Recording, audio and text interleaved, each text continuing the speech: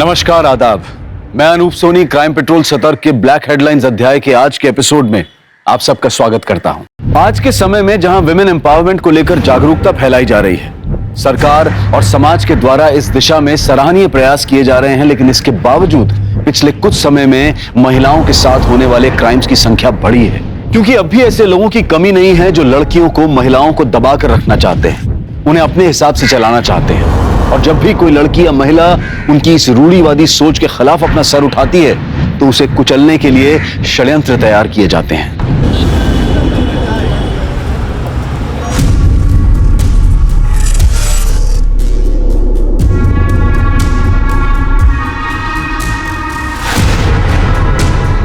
इतना आसान ना मैडम जी, मर्डर केस है, 10 लाख तो लग जाएंगे आपके। लेकिन सर, इसकी क्या गारंटी है कि 10 लाख में मेरा रिलेटिव छूट जाएगा? यो हमारी गारंटी है मैडम, सब क्लियर हो जाएगा। कोर्ट में गवाह मुकर जाएगा और आपका रिश्तेदार छूट जाएगा। और चलो FIR की कॉपी भी दे देंगे, भेज देना रद्दी। और इससे बड़ी क्या गारंटी चाहिए आपको? देखा आपने, ये है हमारी राज्य की पुलिस की दुर्दशा। पुलिसकर्मी समय के साथ साथ निरंकुश होते जा रहे हैं। क्या वाकई में ऐसे लोग हमारे कानून व्यवस्था को सुचारू रख सकते हैं? क्या वाकई में ऐसे भ्रष्ट वर्दीधारी अपराधी हमें न्याय और इंसाफ दिला सकते हैं?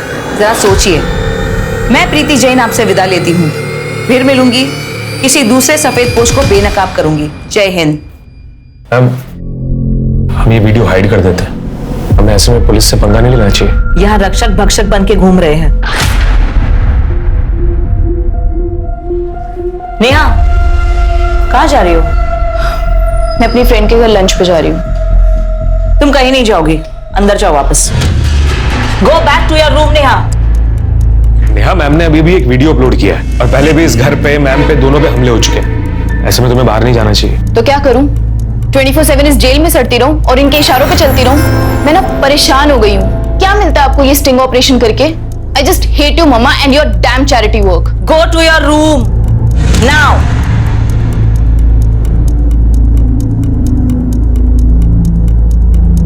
अब आगे किस पे स्टिंग ऑपरेशन करना है? रिसर्च किया है कुछ तुमने?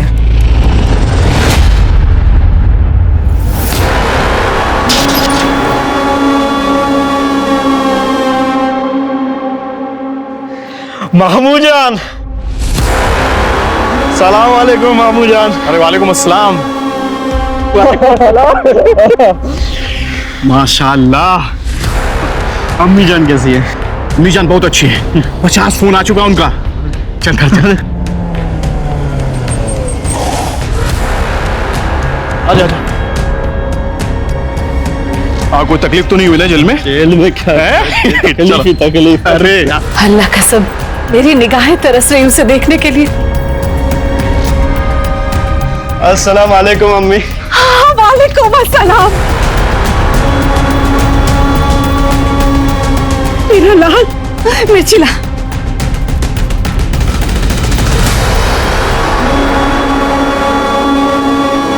अल्लाह तुझे बुरी नजर से बचे।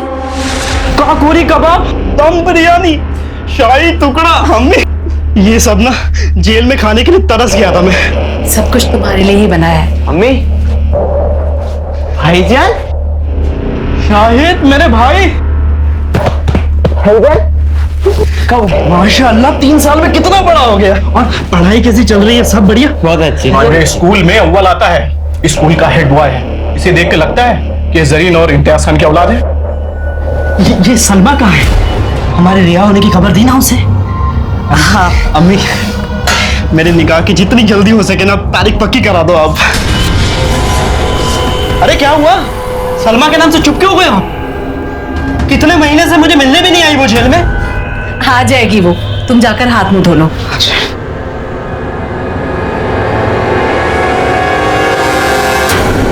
हमारे साथ यहाँ पे food safety and standards authority of India के कुछ अधिकारी मौजूद हैं, जो यही आपके सामने चेक करेंगे कि आपके और हमारे घर में आने वाला ये दूध कितना शुद्ध है।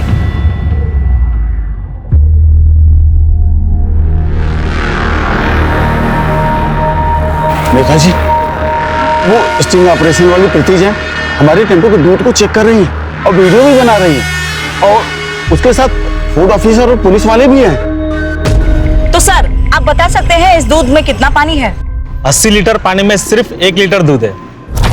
सुना आपने? 80 लीटर पानी में सिर्फ 1 लीटर दूध है। इस डेयरी के मालिक हैं शंभू सिंह जी, जो हमारे पूर्व नेता नंद कुमार तिवारी जी के बचपन के दोस्त हैं और उनके निजी सलाहकार भी। तो अब आप समझ गए होंगे कि हमारे देश में भ्रष्टाचार की जड़ें कितनी गहरी हैं।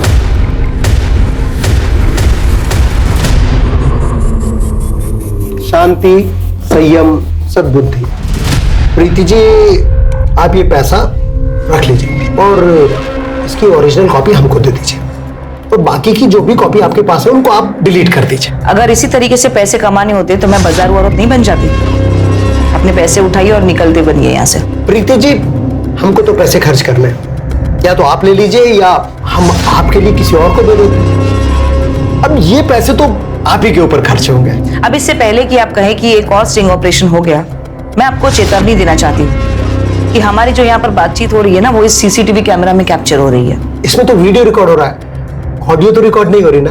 क्योंकि ऑडियो मैं इस फोन में रिकॉर्ड कर रही हूँ।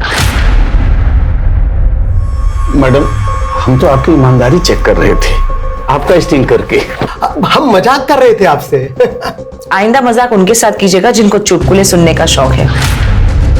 मेरा काम तो आप जैसे लोगों की जिंदगी का मजाक बनाना है।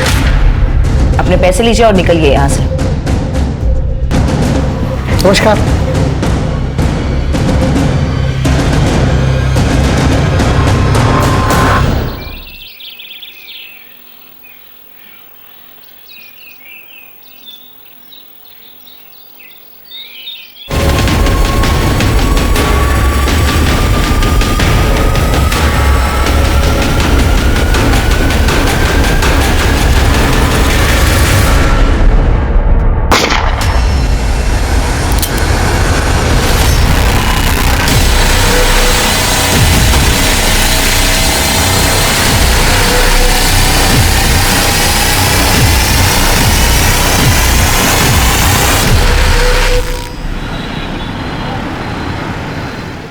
राजेश खत्री, ये क्या बार बार मुझे नोटिस पे नोटिस भेज रहे हो? वकील होने का धौंस दिखा रहे हो मुझे? चाहते क्या हो तुम? मैं बस अपने मकान का किराया चाहता हूँ, जो तुमने पिछले 3 साल से नहीं दिया है। तुम भी जानते हो मैंने 2 साल और 3 महीने का किराया क्यों नहीं दिया अब तक। अरे हाँ, तो कम से कम 9 महीने का दे दो। अगर नहीं दिया तो मैं तुम्हें फाइनल नोटिस भेजूंगा मकान खाली करने के लिए। देखो, तुम जैसे वकीलों से मेरा रोज पाला पड़ता है। आइंदा से मुझे नोटिस मत भेजना। जिस दिन मेरे पास पैसे होंगे मैं खुद तुम्हें फोन कर लूंगी।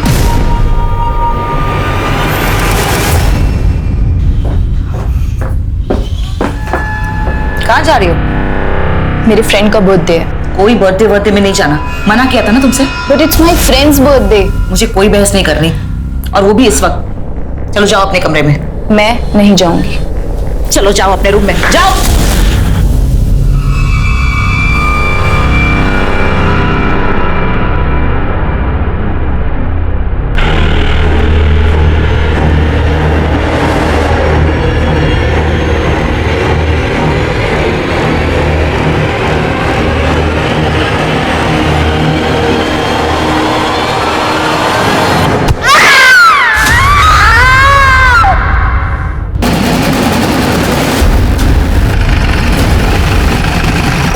जैन सर, आइए सर। सर के पीछे किसी भारी चीज से वार किया गया है। लड़की का रेप भी हुआ है, कुर्ता फटा हुआ। आसपास कोई मर्डर वेपन मिला? नहीं सर, कोई वेपन नहीं मिला। सर, लड़की का आइडेंटिफिकेशन हो चुका है। उसके पर्स से ये आधार कार्ड मिला है, और सर ये बुर्खा ये यहीं पर है। सलमा सैयद मोहल्ला बड़ी मस्जिद, ये इलाका तो काफी दूर है यहाँ से। और एक बात समझ में नहीं आ रही मुझे, इस बिल्डिंग में कोई रहता नहीं है, कोई आता जाता नहीं है। वो लड़की यहाँ अकेले करने क्या आई हो? सर, हो सकता है किसी जान पहचान वाले के साथ आई हो। और वैसे भी इस लड़की की उम्र ज्यादा नहीं लग रही। अक्सर ऐसे सुनसान इलाकों में कपल्स आते जाते रहते हैं। यहाँ बिल्डिंग में कहीं सीसीटीवी है? नहीं सर, यहाँ तो कहीं सीसीटीवी नहीं है।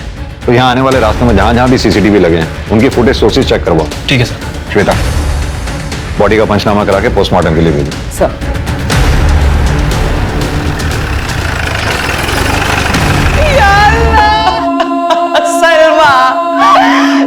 की आग में चलेगा वो। अल्लाह, क्या किया ये? मार डाला उसने, मार मेरी बच्ची अल्लाह, क्या हुआ?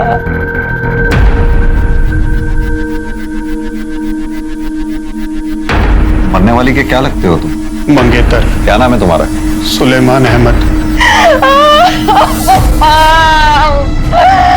मार दिया मेरी सलमा को। ये कौन है जो रो रही थी? ये मेरी होने वाली सास थी, सलमा की अम्मी जुलेखा सैयद। ये रोते रोते किसके बारे में इशारा कर रही थी? मार दिया, मार दिया। जफर खान, उसी ने मारा मेरी सलमा को और उसी ने मेरी हालत की है। मैंने खाने के मैं तुमसे निकाह नहीं कर सकती। मैं नहीं चाहती कि मेरे बच्चों का बाप एक खूनी हो। ये सुलेमान जिंदा नहीं रहेगा, फिर देखता हूँ कौन निकाह करता है उससे।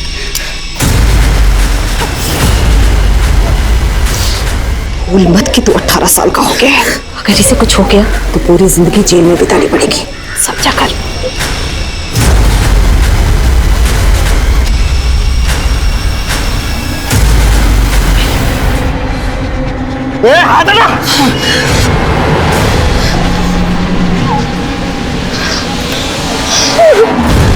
कौन है ये जफर खान? अब जेल काट कर आया है वो। सलमा और वो पहले निकाह करने वाले थे, लेकिन उसके जेल जाने के बाद सलमा ने उसे सारे रिश्ते तोड़ दिए। वो मुझसे निकाह करने वाली थी, लेकिन कमजोर ने उसका खून कर दिया। कहाँ मिलेगा ये जफर खान? सर यहाँ से पैदल ही जाना होगा, गाड़ी नहीं जा सकती।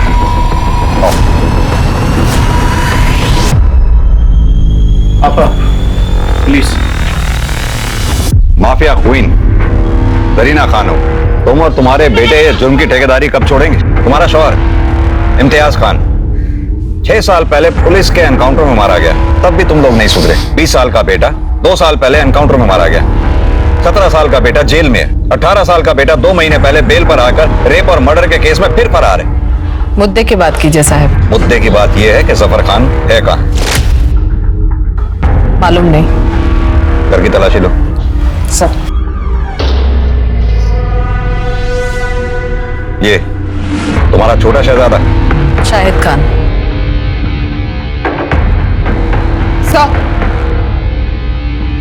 अंदर कोई नहीं है। जफर का फोन भी बंद है सर।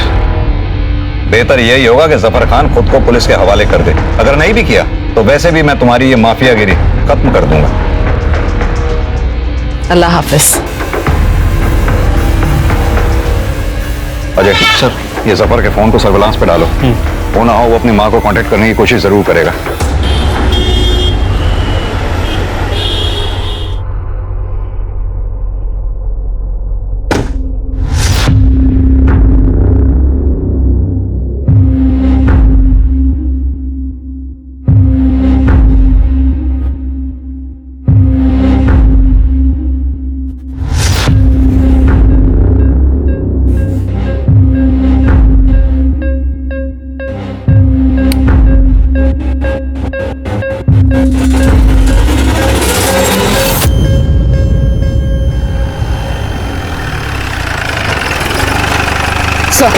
ये रही सलमा सैयद की पोस्टमार्टम रिपोर्ट। सर, पोस्टमार्टम करने वाले डॉक्टर का कहना है कि वार लोहे की किसी भारी चीज से किया है, जिसकी वजह से सर का पीछे का हिस्सा 2 टुकड़ों में हो गया। लेकिन डॉक्टर का मानना है कि सलमा का रेप नहीं हुआ। राइट सर, लेकिन डेथ से पहले विक्टिम के साथ सेक्स जरूर हुआ था। लेकिन सलमा तो जफर से निकाह नहीं करना चाहती थी, तो फिर ये कंसेंसुअल सेक्स कैसे? और अगर कंसेंसुअल सेक्स हुआ है फिर मर्डर क्यों? सर, वारदात की जगह जहां जहां भी सीसीटीवी कैमरा था सभी की फुटेज मिल गई है। लगाओ। ये देखिए सर, 12:45 पर ये जफर किसी बुरखे वाली लड़की के साथ बाइक पर आ रहा है और ये बिल्डिंग के अंदर चलेगा। ये बुरखे वाली लड़की जरूर सलमा ही होगी। और ये देखिए, थोड़ी देर बाद जरीना अपने छोटे बेटे शाहिद के साथ आती है और ये दोनों भी बिल्डिंग के अंदर चले गए। इसका छोटा बेटा तो माइनर है ना शाहिद? हाँ सर। बाइक कैसे चला रहा है वो भी बिना हेलमेट? ट्रैफिक पुलिस की नजरों से बच गया होगा सर। और ये देखिए, लगभग 7 मिनट बाद ये दोनों माँ बेटे बाइक से जाते हुए दिख रहे हैं। और जफर? सर, ये पीछे वाले रास्ते की सीसीटीवी फुटेज है। जफर पीछे वाले रास्ते से जाते हुए दिख रहा है। ये जफर की बाइक की डिटेल्स फौरन सर्कुलेट करवाओ, और जफर की भी details, information patrolling team, highway police, आसपास के थानों में सब जगह शेयर करो। और हाँ, ये जरीना और उसके छोटे बेटे शाहिद, इन दोनों को उठा के लाओ। ठीक है सर। साहब साहब सलमा को हमने मारा है। क्यों? जफर और शाहिद ने क्यों नहीं? शाहिद बच्चा है अभी। लेकिन जरीना जी, तुम्हारे यहां तो ये रवायत है नाबालिग बच्चों से जुर्म करवाने की, क्योंकि तुम्हें अच्छी तरह से जो मालूम है 2-3 साल में बालिग हो जाएंगे, सजा से छूट जाएंगे। अपने 3 बेटों के साथ भी तो ऐसे ही किया था तुमने। साहब शाहिद बिल्डिंग के अंदर तक नहीं गया, कुछ नहीं देखा इसने अपनी आंख से, तो खून कैसे करेगा? आप बाकायदा मालूम कर सकते हैं स्कूल जाकर। पढ़ाई में अव्वल है ये, जुर्म का अलिफ बे ते भी नहीं पता इसे। चलो तुम्हारी बात मैं मान लेता हूं, तो जफर क्यों नहीं? वो भी तो सलमा से नाराज था। जफर सलमा को जान से ज्यादा चाहता था साहब, वो उसे कैसे मारेगा? तो फिर तुमने क्यों मारा? हमारे एक जानने वाले ने जफर को एक लड़की के साथ आजाद रोड पर जाते हुए देखा। फोन किया उन्होंने हमें। हेलो, हमें ये समझते देर नहीं लगी कि वो लड़की सलमा है। फिर हमने शाहिद से कहा कि हमें आजाद रोड लेकर चले। जब हम दोनों आजाद रोड पहुंचे तो बिल्डिंग के बाहर ही जफर की बाइक दिख गई हमें। तो यहीं रुक, हम अभी आते हैं।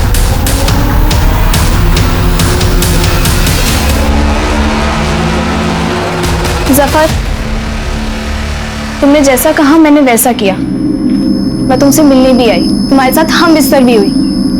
अब खुदा के वास्ते तुम सुलेमान और मेरे परिवार को परेशान मत करना। मैं तुम्हारे आगे हाथ जोड़ती हूँ, तुम मुझे हमेशा हमेशा के लिए भूल जाओ। बचपन का प्यार है रे। ना मैं तुझे भूलूंगा और ना ही भूलने दूंगा। और सुन, निकाह तो किसी से भी कर ले, जब मैं तुझे बुलाऊं ना तो सीधा आना होगा। छी जफर, मुझे अब तुमसे घिन आ रही है। मैंने तुमसे ना शादी करने का फैसला बिल्कुल सही किया। मैं तुम्हें खबरदार कर रही हूँ, अब अगर तुमने मेरे साथ जबरदस्ती की ना तो मैं तुम्हारे खिलाफ पुलिस में कंप्लेंट डाल दूंगी कि तुम मेरा रेप करते थे और जेल जाने से पहले भी तुमने मेरा रेप किया था। मेरी बिल्ली मुझे में हो, अभी ब्लैकमेल कर रही है। तू जफर की थी, है और हमेशा रहेगी। मैं जा रही हूँ तुम्हारे खिलाफ कंप्लेंट डालने कि तुमने मेरा रेप किया था। क्या निकल, करता नहीं किसी से। खाला, अम्मी, सब सुन लिया हमने। अच्छा तो देख लो ना अपनी बेटी की करतूत, क्या कर रहा है आपका बेटा। कर लो ना इससे निकाह, पलकों पे बिठा कर रखूंगी तुझे। मैं एक खूनी के साथ निकाह नहीं कर सकती। आप हट जाओ, वरना मैं आप पर अपनी बेटी के साथ मिलकर जबरदस्ती करने का केस डाल दूंगी मैं। अरे जाने दो अम्मी, देखिए मैंने इसकी औकात। औकात की बात कर रहे हो? दिखाती तुम दोनों माँ बेटों को अपनी औकात। ये लो, मैं जा रही पुलिस स्टेशन में कंप्लेंट करने की तुमने मेरा रेप किया था।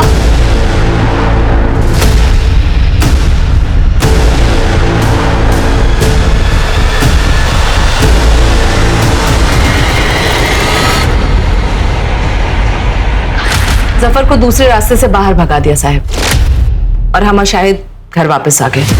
और वो हथौड़ा जिससे सलमा को मारा था? मालूम नहीं साहब, फेंक दिया होगा इधर उधर कहीं। कहीं फेंक दिया होगा या जफर लेके भाग गया, क्योंकि उसी हथौड़े से तो जफर ने सलमा को मारा था। क्यों शाहिद? मुझे कुछ नहीं मालूम, जैसा कि अम्मी जान ने कहा कि मैं बाहर था, अंदर क्या हो मुझे कुछ नहीं पता। जरीना खानम के इकबाल जुर्म के आधार पर पुलिस ने यह केस कोर्ट में फाइल कर दिया और ट्रायल भी शुरू हो गया। लेकिन पुलिस को अब भी शक था कि जरीना जफर को बचाने के लिए खून अपने सर पर ले रही है, इसलिए उन्होंने जफर को ढूंढने की मुहिम भी जारी रखी। पुलिस ने सलमा के मर्डर केस को लेकर जरीना के छोटे भाई शाहिद खान के इन्वॉल्वमेंट की भी तहकीकात की, लेकिन कोई सबूत ना मिलने और आस पड़ोस और स्कूल में उसकी साफ सुथरी छवि होने के कारण उसे छोड़ दिया गया। जरीना एक शातिर अपराधी थी और अपनी बेल के लिए वो नए नए दावपेच लगा रही थी, लेकिन पुलिस उसके क्रिमिनल बैकग्राउंड का तर्क देकर उसकी बेल एप्लीकेशन खारिज करवाने में कामयाब रही। इसी दौरान सीलमपुर थाने क्षेत्र में एक और सनसनीखेज मर्डर हो गया, जो टीवी और अखबारों की हेडलाइन बन गया।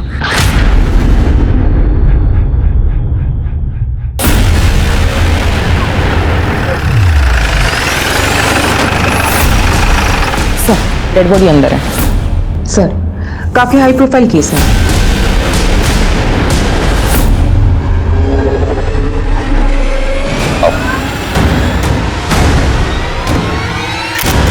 और काफी ज्यादा खून बहा है, यह हथौड़ा वहां पे पड़ा था। सर, लगता है कातिल पेशेवर नहीं है। ये हथौड़ा फॉरेंसिक जांच के लिए भेजो। ठीक है सर। इस लेडी को मैं बहुत अच्छी तरह से जानता हूं। इनके जितने भी स्टिंग ऑपरेशंस हुए हैं सारे देखे हैं मैंने। बहुत निर्दयता से मारा गया है इसको, बड़ी शर्म की बात है। सर दिन दहाड़े घर की 4 दीवारी में मर्डर हुआ है, बहुत ज्यादा सवाल होने वाले हैं हमसे। और कौन कौन रहता है इस घर में? प्रीति जैन अपनी बेटी के साथ रहती थी, नेहा जैन। और असिस्टेंट के कभी कभार घर में आता था। एक्चुअली वो घर से ही ऑपरेट करती थी। श्वेता,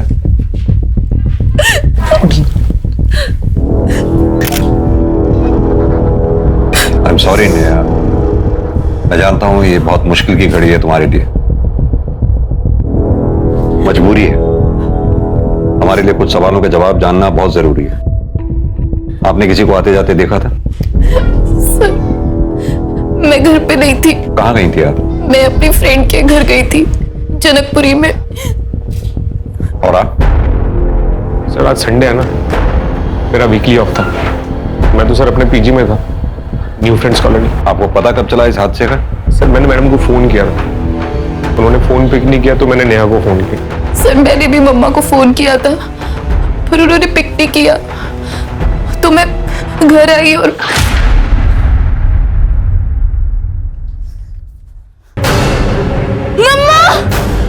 और मैंने इमीडिएटली आप लोगों को फोन कर दिया। तुम तो इनके काफी करीब थे। कभी इन्होंने जिक्र किया किसी से कोई दुश्मनी या किसी से इनको अपनी जान का खतरा हो? सर आज से 6 महीने पहले मैडम के ऊपर जानलेवा हमला हुआ था। मैडम बाल बाल बची थी। सर मम्मा के बहुत सारे दुश्मन थे। उनका जॉब ही इतना रिस्की और थैंकलेस था कि आए दिन शाम सुबह उनको धमकी भरे फोन आते रहते थे। तुझे जो करना है कर ले, तेरी वीडियो तो मैं अपलोड करके ही रहूंगी। सर कई दफा तो ऐसा हुआ सर कि लोगों ने बाहर से पत्थर मार मार के घर की खिड़कियां तोड़ दी। इसीलिए सीसीटीवी कैमरा घर में लगाए हुए।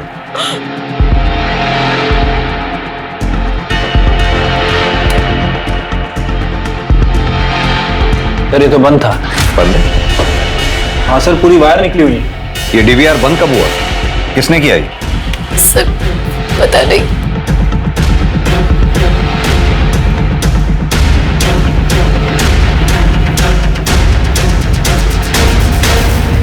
अजय सर, इस घर में जितने भी कैमराज हैं सबकी फुटेज चेक करवाओ। जी पता करवाओ उनकी रिकॉर्डिंग कब बंद हुई थी। ठीक है सर।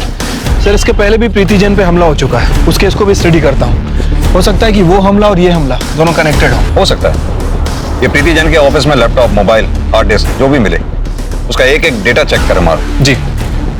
बॉडी को पंचनामा करा के पोस्टमार्टम के लिए भेज। ठीक है सर। जय सर। दिल्ली का सीलमपुर इलाका, यहाँ एक के बाद एक दिन दहाड़े ऐसी विभत्स हत्याएं हुई जिसने पूरे शहर को हिलाकर रख दिया और अलग अलग विक्टिम्स के साथ हुए थे। लेकिन इन दोनों केसेस में एक कनेक्शन था। आखिर क्या था वो कनेक्शन? श्वेता, ये प्रीति जैन की बेटी नेहा जैन और प्रीति के असिस्टेंट कृष्ण कुमार, इन दोनों के बयान मुझे कुछ कोऑर्डिनेटेड से लग रहे हैं। एक काम करो, इन दोनों के कॉल रिकॉर्ड्स और लोकेशन डिटेल्स निकलवाओ और साथ में प्रीति जैन के भी। सर, क्योंकि घर में फोर्स एंट्री के निशान नहीं है। अब या तो घर में ही किसी के पास घर की दूसरी चाबी है या फिर जानबूझकर किसी ने दरवाजा घर का खुला छोड़ा था। लेकिन सर, जो घर में सीसीटीवी लगाएगा वो घर का दरवाजा खुला क्यों छोड़ेगा, जबकि उसकी जान को हर पल एक खतरा हो। ये बात भी सही है। हैमर की फॉरेंसिक रिपोर्ट जल्दी मंगवाओ। सर।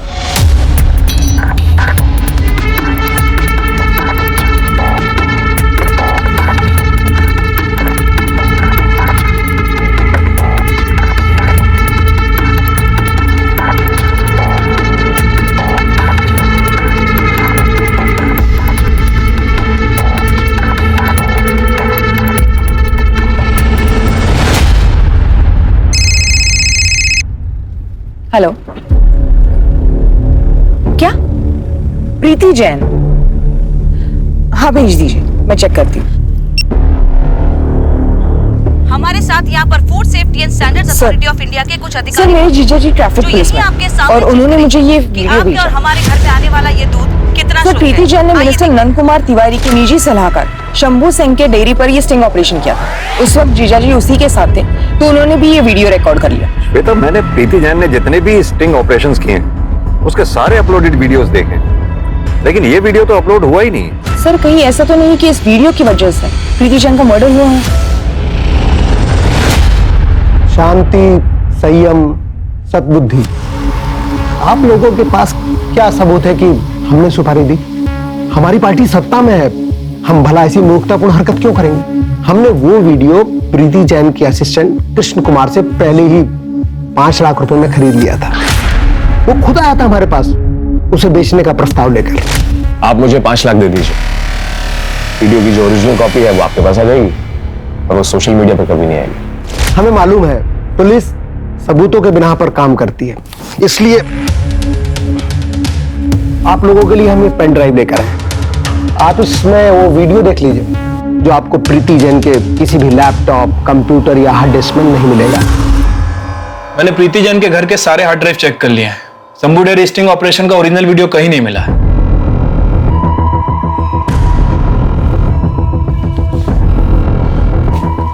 सर तिवारी मैडम को खरीदना चाहता था, लेकिन मैडम ने कभी अपने आदर्शों के साथ समझौता नहीं किया। और तुम बिक गए।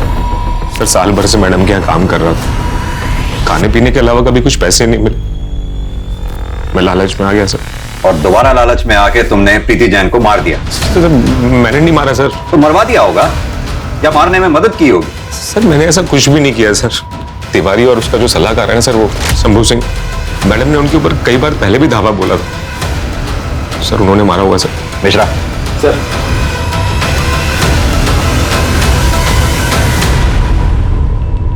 अजय, नंद कुमार तिवारी, शंभू सिंह, कृष्ण कुमार, नेहा जैन, मुझे इन चारों के call details, location details, bank statement जल्द से जल्द चाहिए। फिलहाल ये चारों प्रीति जैन के मर्डर केस में प्राइमरी सस्पेक्ट हैं। ठीक है सर।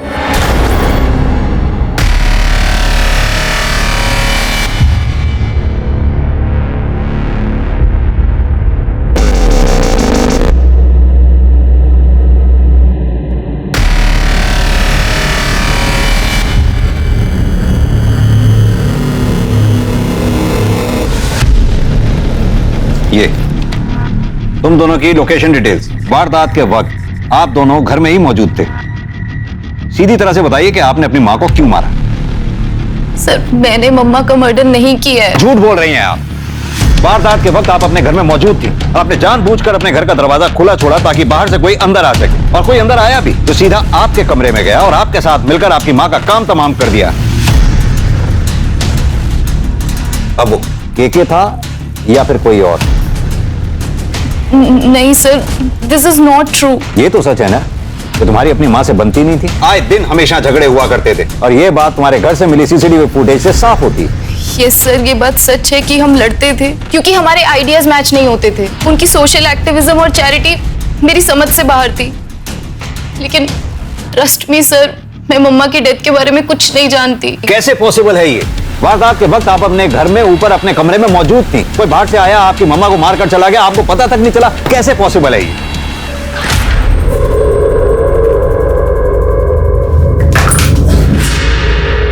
मैं तुम्हें कुछ आवाज सुनी? नहीं तो कोई है शायद। अरे तुम छोड़ो ना। आपका और केके का अफेयर है? यस सर, क्योंकि बचपन से मम्मा ने मुझे रिस्ट्रिक्शंस में पाला है। एक कृष्णा ही थे जो मुझे फ्री महसूस करवाते थे, वो तब भी मेरे साथ थे और आज भी। लेकिन मम्मा को इस बारे में कुछ नहीं पता। शायद तुम्हारी मम्मा को इस बात पे शक हो गया था, इसलिए घर में उन्होंने सीसीटीवी लगवाया। पकड़ी ना जाऊं इसलिए मैं डीवीआर बंद कर देती थी और मम्मा को हमेशा लगता रहा कि डीवीआर में कुछ खराबी आ गई है। हर रोज की तरह उस दिन भी मैंने डीवीआर बंद कर दिया था और घर का दरवाजा खोल दिया ताकि केके चुपचाप मेरे कमरे में आ सके। लेकिन मुझे नहीं पता था कि अननोइंगली मैं मम्मा के खिलाफ इतना बड़ा स्टेप ले लूंगी। काश मैंने उस दिन डीवीआर बंद नहीं किया होता तो आज पता चल पाता कि मम्मा का मर्डर किसने किया है। हाँ तो कृष्ण कुमार, आदमी तो तुम निहायत ही कमीने किस्म के हो। पहले प्रीति जैन को धोखा देने की कोशिश की, दूसरी बार तुम्हारी जरूरतों ने तुम्हारी बॉस प्रीति जैन को मारकर उसकी इकलौती बेटी नेहा जैन के साथ अय्याशी करने को मजबूर कर दिया। सर मैं प्रीति मैम को मारने के बारे में सोच भी नहीं सकता। उन्होंने मुझे जर्नलिज्म सिखाया था सर। वरना मैं तो कहीं बाहर सड़क पे पड़ा होता सर। तो फिर जब नेहा ने तुम्हारे लिए दरवाजा खुला छोड़ा था तो तुमने दरवाजा बंद क्यों नहीं किया? सर मैंने शायद दरवाजा बंद किया था सर। हाँ तो फिर साफ है ना, मर्डर तुम दोनों में से किसी एक ने किया या फिर दोनों ने? सर याद आया सर, याद आया सर, मैं कभी दरवाजा बंद करता ही नहीं था कि मैडम थोड़ी सी आवाज से ही अलर्ट हो जाती थी।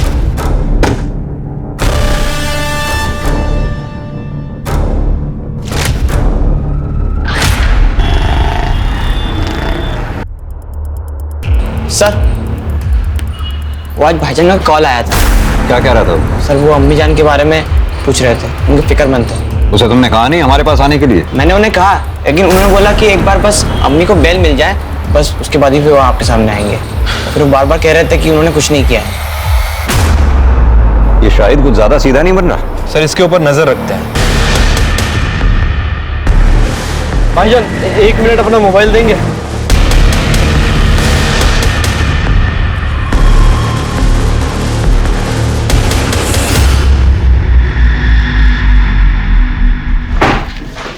सर प्रीति जान की पोस्टमार्टम मौत दिन के 2 बजे हुई है। हथौड़े के जबरदस्त वार की वजह से मौके पे ही मौत हो गई। सर ऐसा लग रहा है कि सलमा की पीएम रिपोर्ट हम दोबारा पढ़ रहे हैं। सर कहीं ऐसा तो नहीं कि जफर ने ही प्रीति को मारा? और वैसे भी जरीना का सुपारी लेकर लोगों को मारने का पुराना कारोबार है। लेकिन जरीना तो जेल में है।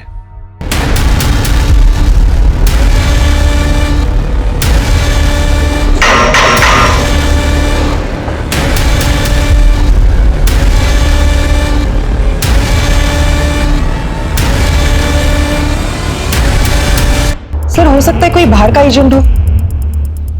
तो हमें इमीडिएटली 2 काम करने हैं। एक तो ये सुपारी लेने वाले एजेंट को ढूंढना, दूसरा प्रीति के दुश्मनों की लिस्ट बनाओ। पता करो उसमें ऐसा कौन सा आदमी है जिसकी जरीना तक डायरेक्ट पहुंचे। प्रीति जैन के घर से हमने जो डॉक्यूमेंट्स कलेक्ट किए थे उसमें से ये कोर्ट का नोटिस भी मिला है सर, ये देखिए। ये तो घर खाली कराने का नोटिस। प्रीति जैन ने पिछले 3 साल से घर का किराया नहीं दिया था। नोटिस भेजने वाले का नाम है राजेश खत्री। और सर ये है प्रीति जैन का कॉल रिकॉर्ड्स, ये देखिए सर। शुरुआत में तो ऐसा कुछ भी सस्पिशियस नहीं लगा, लेकिन 9 महीने पहले के कॉल रिकॉर्ड में प्रीति किसी सूरज खत्री के साथ लगातार संपर्क में थी सर। जरा पता करो ये सूरज खत्री और राजेश खत्री के बीच में क्या कनेक्शन है? सर जफर के बारे में कुछ पता लगा? अभी तक तो नहीं सर। ये जरीना के सुपारी गेटवे का पता करो, क्योंकि अगर प्रीति और सलमा सैयद इन दोनों की मौत एक ही तरीके से हुई है तो मुझे लगता है कि दोनों की मौत में वेपन भी एक ही इस्तेमाल हुआ होगा। क्योंकि सलमा सईद के मर्डर स्पॉट से हमें मर्डर वेपन नहीं मिला था, जो कि प्रीति जैन के मर्डर स्पॉट से हमें बरामद हुआ। अजय, ये मर्डर वेपन लैब एक्सपर्ट को एक बार दोबारा चेक करवाने के लिए भेजो। मेरी गट फीलिंग है कुछ ना कुछ हाथ जरूर लगेगा। ठीक है सर।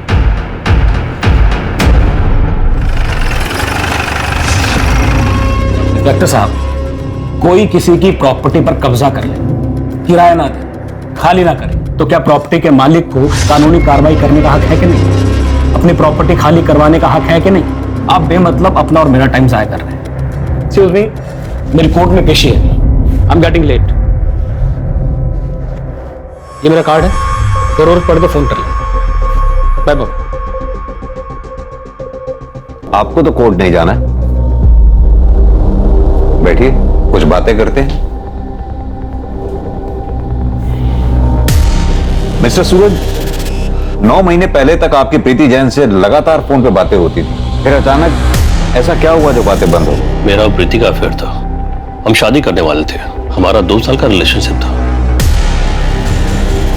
पर उसने ही तोड़ दिया। देखो प्रीति, ऐसा क्यों? देखो मैं सब कुछ ठीक कर दूंगा, मेरी बात मानो प्लीज। सूरज प्लीज, हम अपने रिलेशनशिप को आगे कंटिन्यू नहीं कर सकते। मेरी बेटी कभी भी नहीं चाहती थी कि मैं दूसरी शादी करूं, और अगर मैंने शादी कर भी ली ना तो भी वो तुम्हें कभी अपना पापा नहीं मानेगी। प्रीति मैं बात करूंगा नेहा से, मैं समझाऊंगा उसे। सूरज आई नो हो, वो नहीं मानेगी, और तुम तो जानते हो कि वही मेरी प्रायोरिटी है। आज के बाद हम इस बारे में कभी बात नहीं करेंगे। मैं टूट सा गया था, शराब का सहारा ले लिया, मैं रोज पीने लगा। मुझे ऐसा लगा जैसे मेरी दुनिया ही उजड़ गई। लेकिन अभी तो आप बिल्कुल ठीक लग रहे हैं। क्या ये प्रीति जैन के मर्डर से मिली खुशी का असर है? नहीं सर, मैं अभी भी रिहैब से लौटा हूं। मैंने भी इनफैक्ट उससे कहा कि जब तक तेरा सूरज से अफेयर था तब तक तो किराया मत दे, लास्ट के 9 महीने का दे दे, वो देने भी वाली थी, लेकिन मेरे बेटे राजेश को अर्जेंट पैसों की जरूरत थी तो उसने उसको नोटिस भिजवा दिए और वो रेगुलर उसको फॉलो करता था। मिस्टर सूरज, आप तो प्रीति के काफी क्लोज थे। आपको क्या लगता है प्रीति जैन को कौन मार सकता है? पता नहीं सर, पर हाँ, प्रीति को सबसे अधिक टेंशन नेहा की रहती थी और इससे ज्यादा कुछ कह नहीं सकता मैं। सर मुझे तो ये पूरी फैमिली सस्पेक्ट लग रही है। ये सूरज खत्री के भी कहानी पे विश्वास नहीं किया जा सकता। ज्यादातर केसेस क्राइम ऑफ पैशन होते हैं और बात वो ज्यादा ही शुगर कोटेड बातें कर रहा था। वैसे आपने वो सूरज को नोटिस किया? वो भी नेहा की तरफ ही इशारा कर रहा था।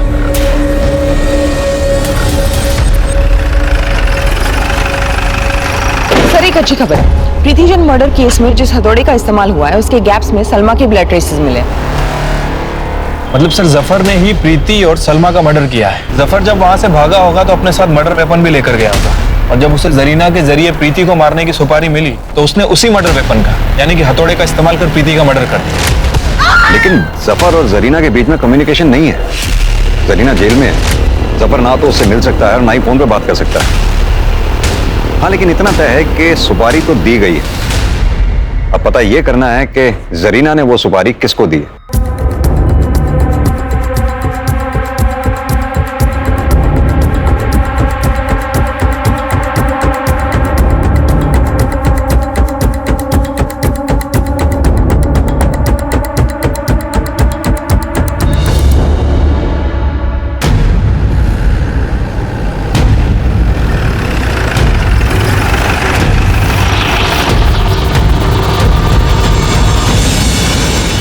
हाँ, जरीना जी का वकील हूं मैं।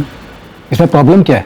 कोई प्रॉब्लम नहीं, लेकिन आप वकील होने के साथ साथ एक सुपारी एजेंट भी। क्या?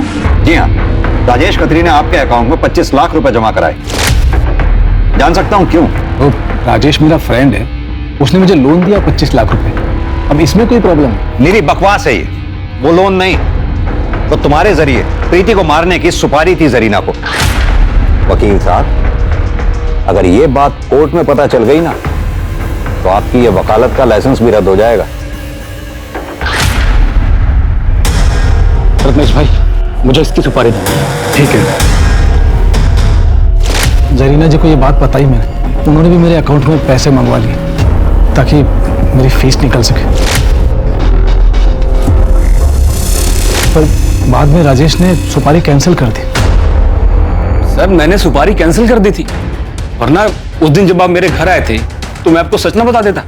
आप जैसे वकीलों की सच्चाई हमें पता है वकील साहब। वाकई में सुपारी कैंसिल कर दी थी या फिर नई कहानी बना रहे हो? बताओ, किसके जरिए जरीना ने प्रीति जैन को मरवाया? उसका बेटा जफर था या फिर कोई और अगर जफर था तो कहां छुपा रखा है जफर को?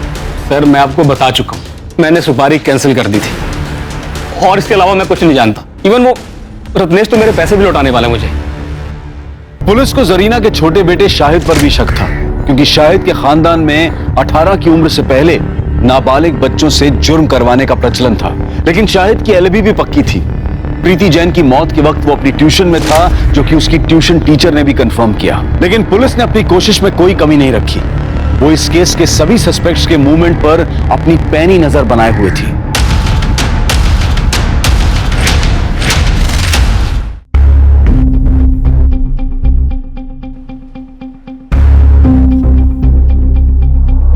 मैडम वो ठीक 1:30 बजे अंदर चला गया।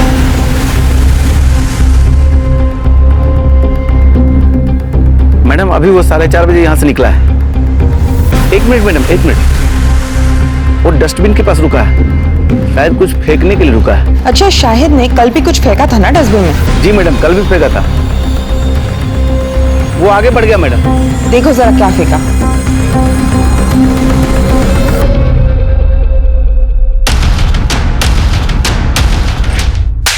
आपको पता है ना, नाबालिग बच्चों के साथ शारीरिक संबंध बनाना कानूनी जुर्म है। अगर ये बात पब्लिक में आई ना तो जिंदगी भर के लिए बदनाम हो जाओगी। सॉरी मैडम, गलती हो गई, आगे से नहीं होगा। ये बताओ, 27 अक्टूबर को दिन में 1:30 बजे से लेकर 4:30 बजे के बीच में शाहिद क्या तुम्हारे पास ट्यूशन पढ़ने के लिए आया था? नहीं सर। हाँ तो शाहिद, तुम्हारे भाईजान का फोन आया था? नहीं सर। देखो शाहिद, सीधा मुद्दे पे आते हैं। हमारी टीम को तुम्हारी बाइक से कुछ ब्लड सैंपल्स मिले। रिपोर्ट आने पर क्लियर हो ही जाएगा और तुम जेल भी जाओगे। तो सीधी तरह से बता दो कि वो खून किसका है और तुमने किस किस को मारा है। बताता हूँ सर। ज्यादा मुझे क्या होगा, 2 साल की जेल होगी, उसके बाद मैं वापस छूट जाऊंगा। फिर मुझे जो पढ़ना होगा मैं पढ़ूंगा ना। तो तुम ये मानते हो कि तुमने प्रीति जैन का मर्डर किया है? मैंने सलमा का भी मर्डर किया है। अम्मी जान तो बेवजह जेल में और भाईजान भी बेवजह फरार है। भाईजान को मैंने बहुत समझाया कि वो यहाँ आ जाए ताकि मैं खुद को आप लोगों के हवाले कर सकूं, लेकिन भाईजान मुझसे इतना प्यार करते हैं कि वो माने ही नहीं। उल्टा वो तो अम्मी को बेल दिलवाने के लिए तड़प रहे थे। सलमा को तुमने कैसे मारा? वो बदजात औरत अम्मी और भाईजान की पुलिस में कंप्लेन करने जा रही थी। मैं जा रही पुलिस स्टेशन में कंप्लेन करने की, तुमने मेरा रेप किया था।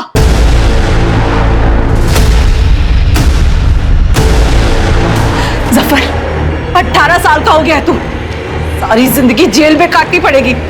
मेरे भाई शाहिद पर कोई आंच नहीं आनी चाहिए। इसे पढ़ने दो, हमारी दुनिया से अलग रहने दो इसे। इसलिए अम्मी ने सारा इल्जाम अपने सर ले लिया।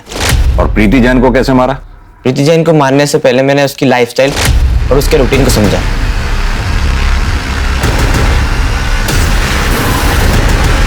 नेहा का दरवाजा खुला छोड़ देना और केके का दरवाजा बंद ना करना मेरा काम और आसान कर गया। फिर उस दिन जब केके अंदर गया तो उसके पीछे छुपकर मैं भी अंदर घुसा।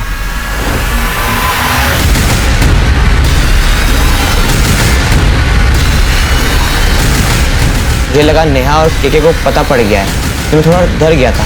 हड़बड़ाहट में मेरे हाथ से हथौड़ा नीचे गिर गया था। उसके बाद मैंने उसे छोड़कर भाग गया। वकील साहब के पास प्रीति जैन को मारने के लिए दूसरी बार सुपारी आई थी, इसलिए अम्मी ने मुझे मिलने बुलाया था।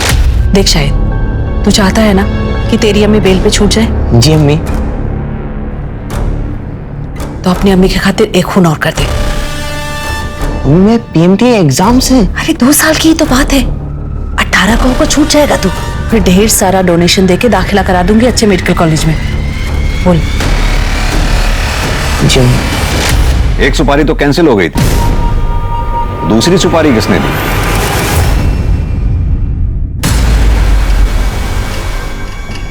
मुझे पता था सरीना को सुपारी दी गई थी, लेकिन बाद में राजेश ने फैमिली का भला सोचते हुए उसे कैंसिल कर दिया। उस औरत ने मेरे बेटे की जिंदगी खराब कर दी थी। रिहैब से वापस आ गया था, लेकिन प्रीति को नहीं भूल पाया। सुबह नाश्ते के टेबल पर शराब पीना शुरू कर देता था। मैं बदले के भाव से इतना भर गया था कि फिर से जरीना के वकील को सुपारी दे दी। अगर अपने बेटे के प्यार में अपना भावनात्मक संतुलन नहीं खोते ना, तो आज ये नौबत नहीं आती। अजीब केस था ये। एक ही केस के फैसले में एक 55 साल के आदमी और एक 15 साल के नाबालिग लड़के दोनों को जेल जाना पड़ा था। शाहिद एक ब्रिलियंट स्टूडेंट था, कल वो एक अच्छा नागरिक बन सकता था, लेकिन अपने परिवार में फैले क्राइम के दलदल से वो बच नहीं पाया। जरीना की ही तरह ऐसे कई गैंगस्टर परिवार हैं जो अपने नाबालिग बच्चों से जुर्म करवाते हैं, और जब ये बच्चे रिहा कर दिए जाते हैं तो बाहर आकर भी इनकी दहशतगर्दी और जेल में हुई नेटवर्किंग के कारण उनका गुंडा राज चलता है। ये एक बड़ा षड्यंत्र है। पुलिस और जुडिशरी इसकी गंभीरता को समझते हुए इसका लीगल सॉल्यूशन ढूंढने की कोशिश कर रही है। धानी! हाँ? क्या हुआ? कोई बुरा सपना देखा क्या? नमस्कार, आदाब। मैं अनूप सोनी क्राइम पेट्रोल सतर्क के ब्लैक हेडलाइंस अध्याय के आज के एपिसोड में आप सबका स्वागत करता हूं। हम सब सपने देखते हैं, खुली आंखों से भी और बंद आंखों से भी। खुली आंखों से देखे गए सपनों को पूरा करने के लिए हम जी तोड़ मेहनत करते हैं, और जब वो सपने पूरे हो जाते हैं तो हम उसकी खुशियां मनाते हैं। लेकिन बंद आंखों से देखे जाने वाले सपनों पर हमारा कोई बस नहीं होता। कुछ सपने ऐसे होते हैं जो दिल को खुश कर जाते हैं, और कुछ भय से आतंकित।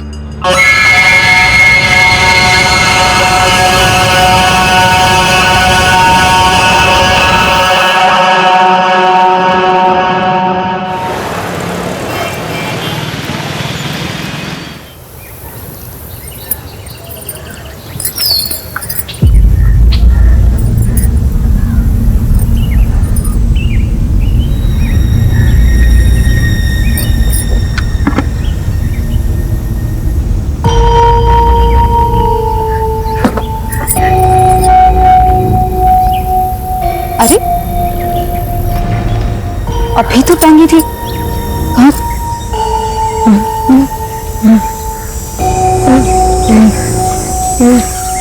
भूषण, ये क्यों ली तुमने? खेल रहा था मैं। कपड़ों से नहीं खेलते, और खास तौर पे ना औरतों के कपड़ों से तो बिल्कुल नहीं खेलते। ठीक है, समझ गए ना? Good boy. अच्छा चलो जाओ, अभी तुम्हारे पापा ढूंढ रहे होंगे ना तुम्हें। जाओ।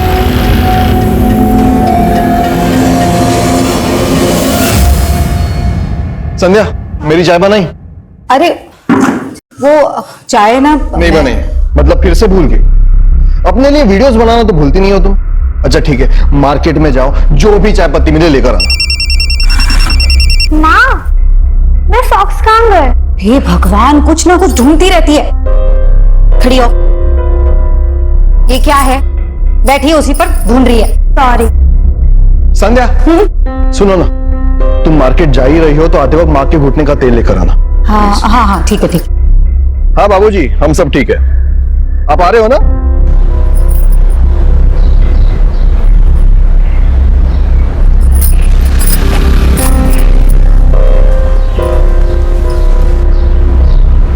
नमस्ते भैया जी। नमस्ते। मैं महेंद्र जी की पत्नी हूँ। अच्छा। वो असल में मेरी सास के घुटनों के दर्द का तेल खत्म हो गया, तो जरा जल्दी दे दीजिए। ये लीजिए। Thank you. माँ, आपके लिए एक सरप्राइज है। क्या सरप्राइज सरप्राइज करती है? क्या है? इनसे मिलिए। छाया, ये हाय, ऐसा लग रहा है कोई हीरोइन आ गई है घर पर। क्या है दीदी? अरे सच में बहुत। तो दानी, ट्यूशन के लिए लेट हो रहा है। अच्छा जीजू, देखो ना कैसी लग रही हूँ मैं। हमेशा की तरह खूबसूरत, लेकिन आज तो बिल्कुल अफसर लग रही हो। वैसे धर्मेश बड़ा नसीब वाला है, जिसकी किस्मत में तुम और एक हमारी किस्मत। जाने दो, इस बारे में बात करके कोई फायदा नहीं है। चलो दानी, छोड़ देता हूं तुम्हें।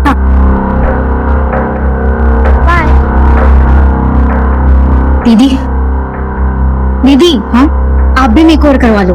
जीजू ना दीवाने हो जाएंगे आपके। छाया, वो तेरी बातें चल छोड़, अब तू ना अपनी सुना। तेरे पति ने क्या तारीफ की तुझे देख के? भाई, हमेशा की तरह उन्होंने मुझे नोटिस नहीं किया, लेकिन रोनी, दीदी, रोनी लड्डू हो गया मुझ पर। तो ये रोनी का चक्कर छोड़ और प्लीज अपनी शादी को एक मौका दे। ये सब करके मौका दिया ना, कुछ हुआ क्या? नहीं। फिर दीदी, रोनी बाहर वेट कर रहा है, मुझे जाना है। आज हम लॉन्ग ड्राइव पे जा रहे हैं, तो मैं चलूं? बाय। यार क्या वीडियो आई है यार, देखना यार। आज 23 अक्टूबर रात 9 बजे आपके सामने पेश है नई हीरोइन। अब यार संचरण, हमारी दीदी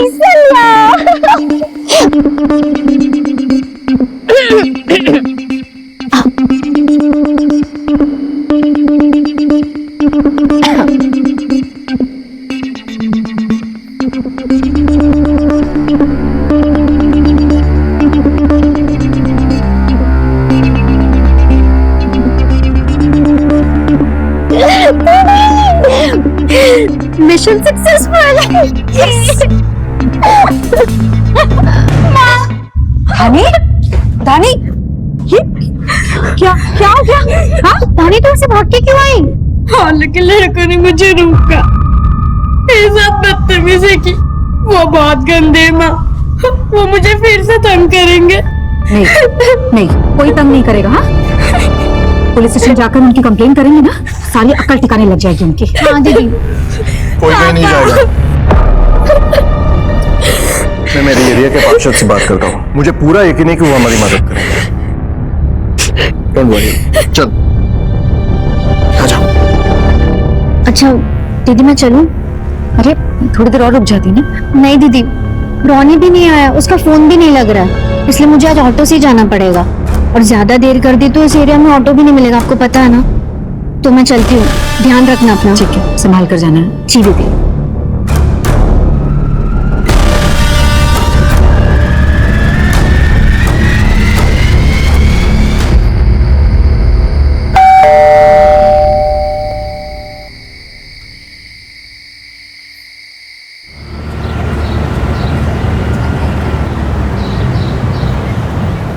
आज पहली बार ऐसा हुआ कौशल्या कि महेंद्र बसल्टे हम लोगों को लेने भी नहीं आया। अरे कौन सी बड़ी बात हो गई, बच्चे सो रहे होंगे। दरवाजा क्यों खुला है? रानी, संध्या, रानी,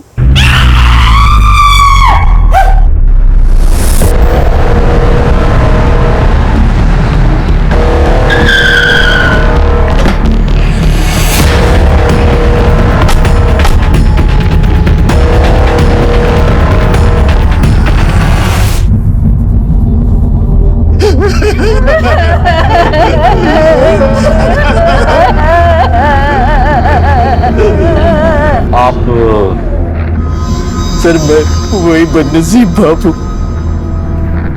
आप यही रहते?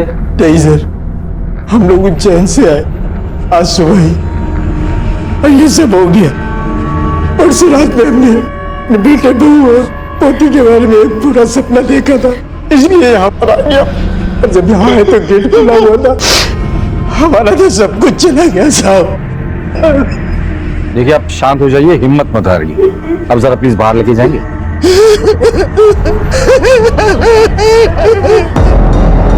किसी वैश्य दरिंदे का काम है ये। बहुत ही बेरहमी से मारा गया है सबको सर।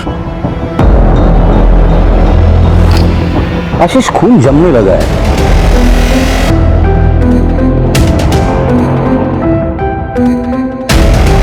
जिस तरह से इन्हें मारा है कि एक आदमी का काम नहीं हो सकता। सर धानी और महन सर, इन दोनों का सेलफोन मिल गया, लेकिन संध्या का मोबाइल नहीं मिला सर। यही कहीं होगा, ठीक से ढूंढो। सर पूरा घर अच्छे से चेक किया सर, इन 2 फोन के अलावा कुछ भी नहीं मिला।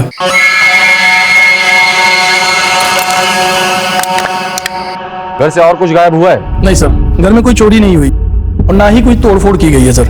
एक बात और सर, घर के किसी भी डोर से कोई फोर्स एंट्री नहीं हुई है। का मतलब ये कातिल जो कोई भी है वो जान पहचान वाला था, लेकिन कौन? उसका मतलब सिर्फ कत्ल करना था या सिर्फ रेप या सिर्फ दोनों?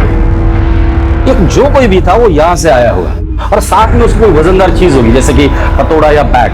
वहां खड़े रहकर उसने डोरबेल बजाई होगी, महेंद्र ने दरवाजा खोला होगा और जैसे ही दरवाजा खोला होगा उसने पहला वार किया। लेकिन एक बात समझ में नहीं आ रही है, एक ही आदमी एक के बाद एक 2 लोगों का रेप एक साथ कैसे कर सकता है, और वो भी ऐसी हालत में जब ये दोनों होश में थी। सर मुझे ये समझ में नहीं आ रहा इस पूरे वारदात का असली मकसद क्या हो सकता है? रेप या फिर मर्डर? मकसद रेप का हो या मर्डर का, मेरे अपने पूरे करियर में इतना विभत्स और वैश्याना वारदात नहीं देखी। और इसकी हालत देखकर पता चलता है ये कातिल जो कोई भी है वो नॉर्मल कातिल या बलात्कारी नहीं है, एक वैश्य दरिंदा है, दरिंदा।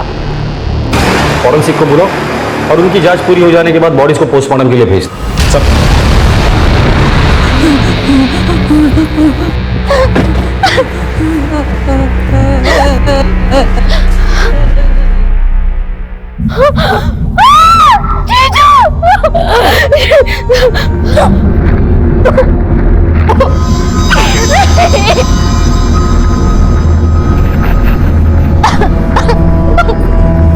छाया,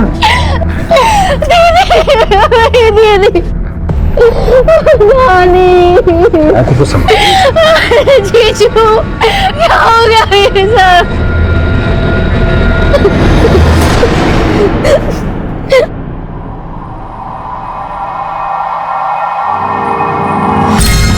संध्या आपकी बहन थी?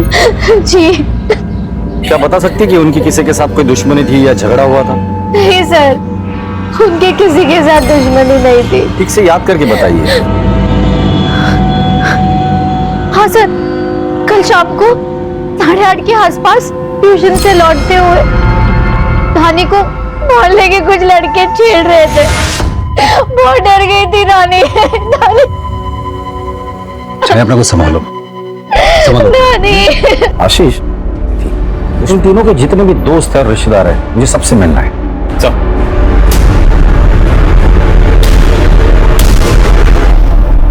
सर मैंने मेल कर दिया और उसके हार्ड कॉपीज में आपको। सर दानी को जिन लड़कों ने छेड़ा था उनको कुछ पता नहीं चला। सबके मोबाइल ट्रैकिंग पे डाल दो, कुछ ना कुछ तो लीड जरूर मिलेगी। महेंद्र और दानी के मोबाइल से कुछ मिला? कुछ नहीं मिला सर। सर बैंक से महेंद्र की बॉस आई है। सर मेरा नाम रिचा है, मैं बैंक गई तो पता चला आप महेंद्र के सबसे करीबी एसोसिएट से मिलना चाहते हैं। तो आप महेंद्र की सबसे करीबी एसोसिएट हैं? जी सर, महेंद्र की बॉस और अच्छी दोस्त भी। उसने आपसे कभी इस बात का जिक्र किया था कि उसकी किसी के साथ कोई दुश्मनी, नॉर्मल दुश्मनी नहीं, ऐसी दुश्मनी जो नफरत की हदें पार कर जाए? नहीं सर, उसने ऐसी बात कभी भी नहीं की। वैसे उसकी अपनी बीवी के साथ कैसे संबंध थे? सर एक्चुअली वो अपनी वाइफ के साथ खुश नहीं था, लेकिन अपनी बेटी की वजह से वो उसे छोड़ भी नहीं पा रहा था। और प्रोफेशनल लेवल पर किसी के साथ कोई दुश्मनी थी? क्योंकि हमने सुना है वो बैंक के डिफॉल्टर से लोन रिकवर करता था। हाँ सर, हो सकता है, क्योंकि इस टाइप की जॉब में खतरा रहता ही है। हाल फिलहाल में उसने किससे रिकवरी की थी? परवेज, वो एक डिजाइनर है, विजयनगर के पास उसकी रेडीमेड गारमेंट्स की शॉप है। एक मिनट सर, ये रहा उसका कार्ड। सर मैं चलूं? ठीक है, थैंक यू। तुम जाके इस परवेज से मिलकर आओ, शायद कोई लीड मिल जाए। चल चल।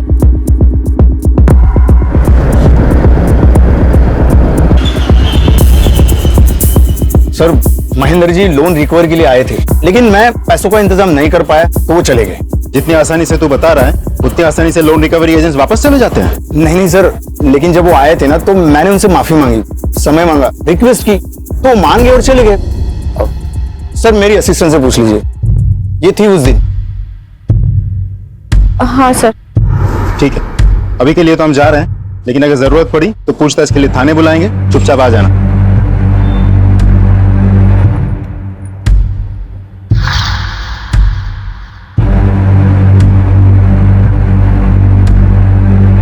क्या हुआ? हमने झूठ बोला, पुलिस को हम पर शक हो गया। मुझे बहुत डर लग रहा है। इस बात का डर? भोनपुरी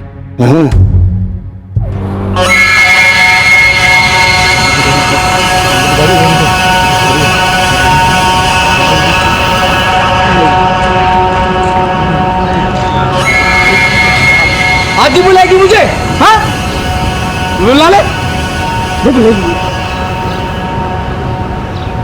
सर, तीनों की पोस्टमार्टम रिपोर्ट आ गई है। तीनों को किसी वजनदार चीज से मारा गया है, जैसे कि कोई बैट हो या हैमर हो, ऐसा कुछ। सर, तीनों ने अंत तक अपने आप को बचाने की पूरी कोशिश की थी, क्योंकि स्ट्रगल के मार्क्स भी मिले हैं। एक और बात सर, संध्या और धानी के मरने से पहले और बाद भी रेप किया गया था। क्या? ये सर, और रिपोर्ट में यह भी लिखा है कि अपराधी नेक्रोफिलिया नाम की बीमारी का शिकार है। जाहिर सी बात है, इसीलिए तो उसने मरने के बाद लाश के साथ भी सैडिस्ट। अपराधी एक थे या एक से ज्यादा? नहीं सर, पोस्टमार्टम में तो एक ही आदमी का सीमन मिला है। आशीष, नेक्रोफिलिया से पीड़ित जितने भी लोग होते हैं वो सेक्स मैनियक होते हैं, और अगर ये सेक्स मैनियक है तो इसका रेड लाइट एरिया में आना जाना जरूर होगा।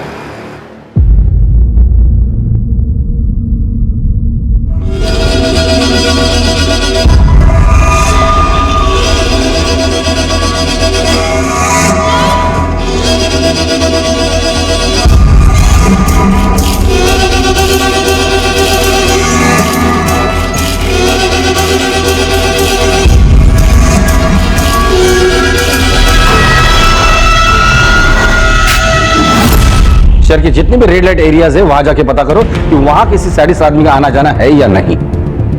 लाशों के साथ सेक्स करना इनका स्वभाव होता है। शहर के जितने भी मुर्दा घर है वहां जाके पता करो कि वहां ऐसा कोई केस रजिस्टर हुआ है या नहीं। सर,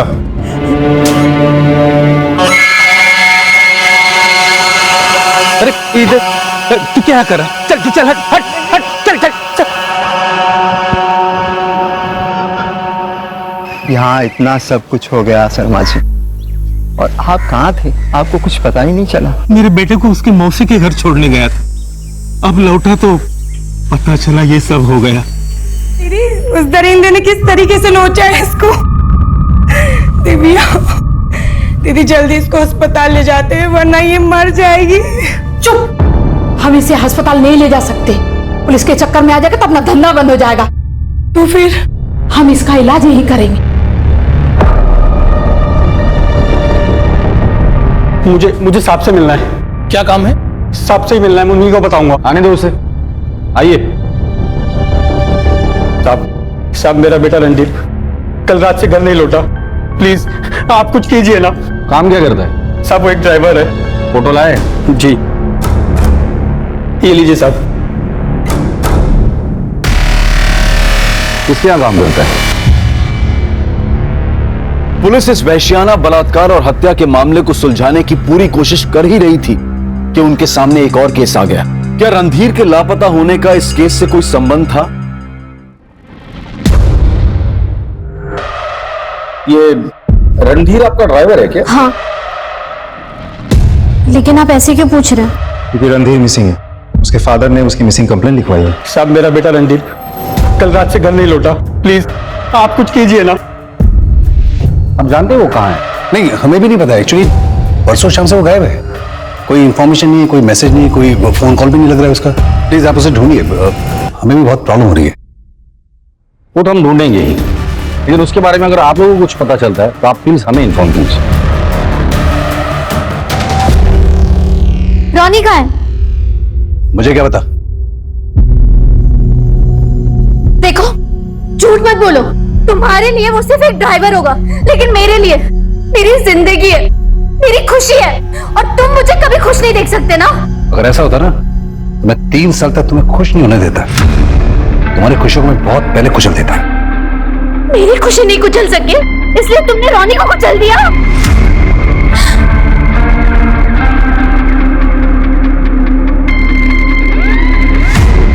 वो कैसे सर?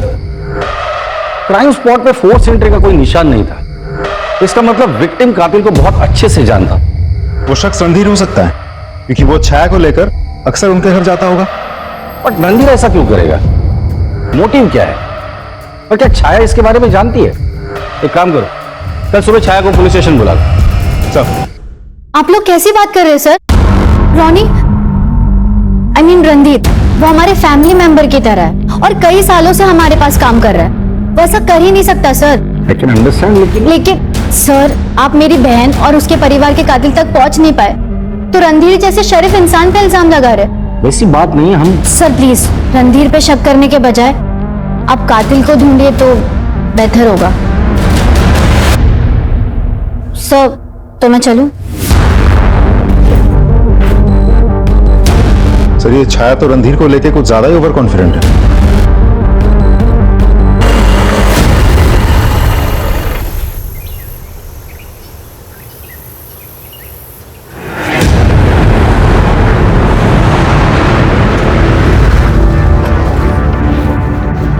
तुमने फोन किया था? हाँ सर, मैंने किया था। कहाँ मिले body parts? Sir, body part उधर है।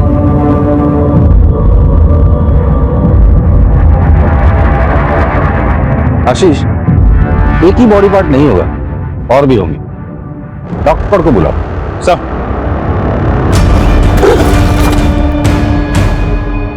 सच।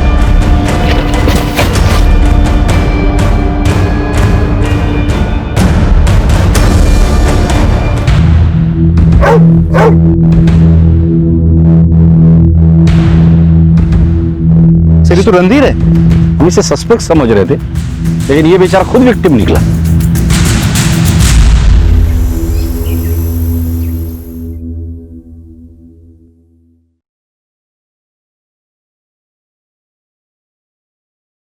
मैं आपका दर्द समझ सकता हूं, सॉरी, लेकिन मुझे इस तरह से आपके बेटे को आपको हैंड ओवर करना पड़ा।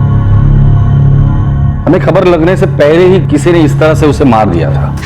रणधीर को बहुत समझाया सर कि इन बड़ी सोसाइटी वाली औरतों के चक्कर में ना पड़े, मगर उसने मेरी बात नहीं मानी और अपनी जान गंवा दी। क्या मतलब है आपका?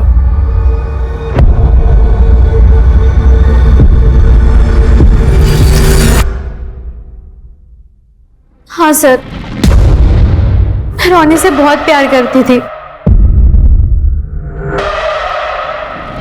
लेकिन ये कोई गुनाह तो नहीं है ना।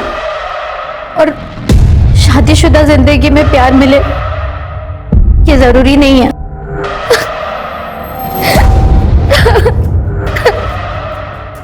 इंस्पेक्टर साहब, कोई प्रॉब्लम? प्रॉब्लम आपको हो सकती है। मुझे? क्यों? आपकी बीवी का आपके ड्राइवर रणधीर के साथ अफेयर था, जो 3 दिन से गायब था। उसका मर्डर हुआ है और उसके डेड बॉडी, उसके टुकड़े हमें मिले। कहीं आप मुझ पे तो शक नहीं कर रहे? अगर आप मुझ पे शक कर रहे हो तो मत कीजिए। मेरी बीवी का मेरे ड्राइवर के साथ पिछले 3 साल से अफेयर चल रहा है, मुझे पता है इस बात। मुझे कोई प्रॉब्लम नहीं है। जब मुझे इन संबंधों से कोई प्रॉब्लम ही नहीं है तो मैं रणधीर को क्यों मारूंगा? एंड प्लीज एक्सक्यूज अस, मेरी वाइफ ने अपने प्रेमी को खोया है। इसे इसका मातम तो मनाने दीजिए प्लीज, लीव अस अलोन।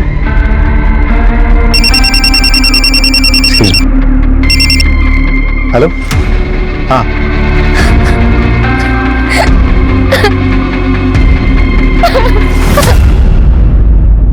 अब जो कुछ भी तुम लोगों ने किया है सब सच सच बताना शुरू कर दो। सर हमने कुछ नहीं किया है सर। झूठ मत बोलो। तुम लोगों की धानी पर गंदी नजर थी, उसे छेड़ते थे, उसका पीछा करते थे, उसे छूने की कोशिश करते थे। हम मानते हैं साहब कि हमने उसको छेड़ा। साले, छूने से दिल नहीं भरा तो उसके घर पर जाकर उसका रेप कर दिया, उसके बाप को मारा, उसकी माँ को मार कर उसके साथ भी रेप किया तुम लोगों ने। नहीं साहब, ना ही हम उसके घर पे गए थे, ना हमने रेप किया, ना मर्डर किया सब, बल्कि उस वक्त हम अपने घर पे थे साहब। हाँ साहब, हम सही बोल रहे साहब। और साहब हम भागे थे, लेकिन साहब अगले दिन जैसे हमें खबर मिली, और साहब क्योंकि सब हम डर गए थे कि आप लोग हमें पकड़ लोगे साहब। पकड़ तो तुम वैसे भी जाते थे, ठीक है, तुम्हें सच नहीं बोलना है ना, कोई बात नहीं। आशीष, इन तीनों के डीएनए सैंपल टेस्ट के लिए भेज दो और शुरू हो जाओ। नहीं साहब, नहीं साहब, नहीं साहब।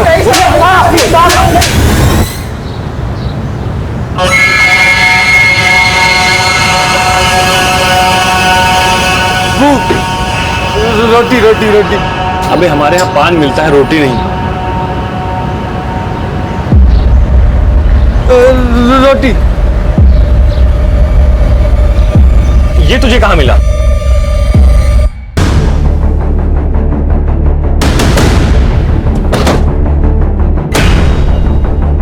साहब, इस संध्या भाभी बहुत दया करती थी, रोज खाना खिलाती थी। अब वो है नहीं, फिर मेरे पास आया था और संध्या भाभी के मोबाइल के बदले रोटी मांग रहा था।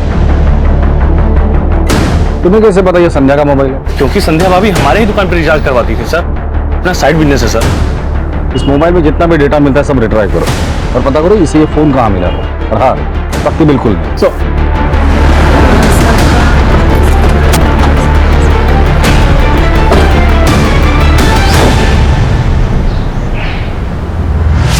Hello sir. आप? सर मुझे आपको कुछ बहुत जरूरी बताना है। आइए अंदर। सर एक्चुअली महेंद्र ने 23 अक्टूबर की शाम को मुझे एक मेल किया था, जो मैंने आज चेक किया। क्या था मेल में? सर उसका और परवेज का बहुत बड़ा झगड़ा हुआ था, यहाँ तक कि परवेज ने उसे जान से मार देने की धमकी भी दी थी।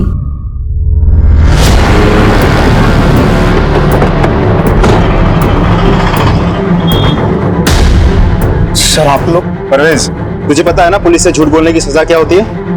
तूने कहा था महेंद्र के साथ तेरा कोई झगड़ा नहीं हुआ, फिर? सर मैंने सच ही बोला था। झूठ बोलता है? हाँ? हमारे पुलिस स्टेशन की कुम्मल कुटाई बहुत फेमस है। वैसे भी इंदौर में ठंड पड़ने वाली है, हड्डी ऐसी दुखेंगी ना तो उसे नाम याद आ जाती है। पता था सर, उस दिन जब महेंद्र शॉप में आया था तब ये लैपटॉप कहीं का कर ले जाना। महेंद्र रुक जा, बहुत महंगा पड़ेगा तुझे। क्या करेगा? क्या करेगा? तू जानता नहीं मैं कौन हूँ। एक झटके में तुझे और तेरी फैमिली को खत्म कर दूंगा। जो करना है कर ले, चल। सर सिर्फ कोई धमकी थी, उसे डराने के लिए। डराने का बहुत शौक है ना तुझे? सर परवेज से मुझे बहुत डर लगता है, वो एक सैडिस्ट है। फिजिकल रिलेशन के टाइम पर भी वो बहुत वायलेंट हो जाता है। लेकिन मैंने महेंद्र की बेटी और उसके वाइफ के साथ रेप नहीं किया सर। सर ये ऐसे नहीं मानेगा, चल तू थाने चल। सर ट्रस्ट मी सर, मैंने महेंद्र की बेटी और वाइफ का रेप और मर्डर नहीं किया सर, सच बोल रहा हूँ मैं। तू सच बोल रहा है या झूठ बोल रहा है? तो तेरे डीएनए टेस्ट करने के बाद ही पता चलेगा। ले चलो इसे police station. Please sir. Sir phone का डेटा रिकवर हो गया है। देखिए सर। हमारी दीदी संध्या दीदी। धानी आई, उसने शिकायत की, महेंद्र और धानी चले गए, छाया चली गई, संध्या चली गई, फोन वहीं छोड़ कर गए, रिकॉर्डिंग बंद करना भूल गए, डोरबेल बजी, उसने महेंद्र पर वार किया, शायद वहां हाथापाई हुई होगी। महेंद्र, ये संध्या आई, ये क्या किया तुमने? संध्या को मारा। संध्या के अलावा और भी आवाज है, ये आवाज कातिल की आवाज है।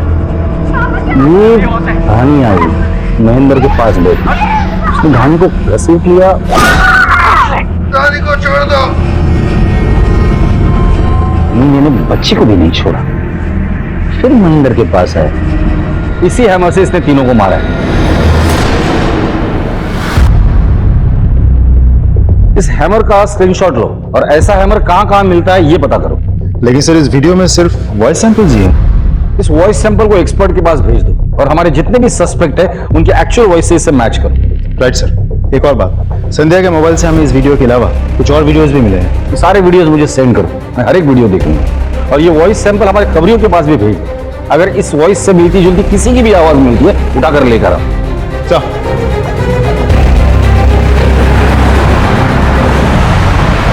ये है मेरी प्यारी माँ जो सिर्फ काम करती है, नो आराम।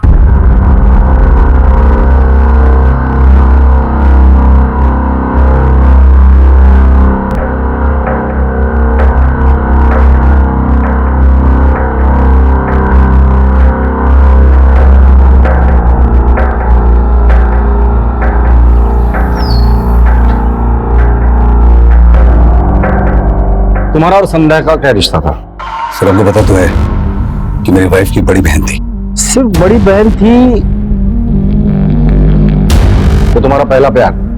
अगर धर्मेश छाया को अपना लेते और मुझे भुला देते तो छाया इतनी दुखी नहीं होती। सर हम एक दूसरे से प्यार करते थे। तो शादी क्यों नहीं की? तो वही जात बिरादरी, उसको अपने पेरेंट्स के अगेंस्ट नहीं जाना था और इसीलिए उसने उस लूजर महेंद्र से शादी कर ली। अगर बात जात बिरादरी की थी तो उसी की छोटी बहन से कैसे शादी कर ली? सर क्योंकि छाया बेवकूफ थी, मेरे फंसाए जाल में फंस गई,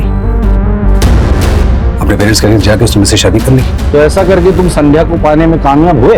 कहाँ सर, संध्या तो मुझे हमेशा इग्नोर ही करती रहती थी। इनफैक्ट मुझे वो उल्टा रिश्तों की अहमियत समझाने लग गई। धर्मेश, रिश्तों की अहमियत को समझो। मैं अब महेंद्र की पत्नी हूँ और तुम मेरी बहन छाया के पति। हम दोनों के रास्ते अलग हैं। बस इसके बाद हमारे बीच में दूरियां बढ़ती गई, हमारे रास्ते अलग होते गए। संध्या मुझसे दूर होती गई, मैं छाया से दूर होता गया और इन्हीं बढ़ती दूरियों के बीच में छाया ने हमारे ड्राइवर रणधीर के साथ रिलेशन बना लिया, जिसके लिए तुम्हें कोई एतराज नहीं था। राइट सर, क्योंकि मैं संध्या के रहते छाया से दूर रहना चाहता था, इसलिए मैंने रणधीर को उसके पास आने दिया। संध्या पर गुस्सा तो तुम्हें जरूर आया होगा ना, और उसी गुस्से में आकर तुमने संध्या और उसके परिवार को मार डाला। सर जिसके प्यार को मैं अपने दिल से नहीं मार सका, मैं उसको क्या मारूंगा? जो प्यार करने वाले होते हैं ना, तो अपनी प्रेमिका की बहन को फंसाकर उससे शादी नहीं करते। तुम हमारे प्राइम सस्पेक्ट हो, समझे? इसका डीएनए टेस्ट के लिए भेज दो।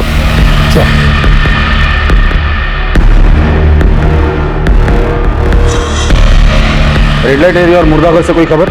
अभी तक तो नहीं सर।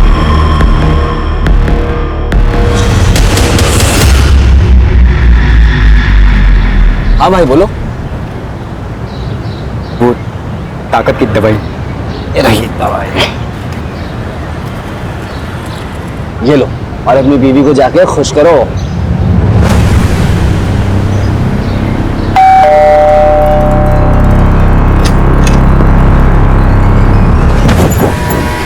क्या बात है, आज तो आप बड़े बदले बदले लग रहे हैं।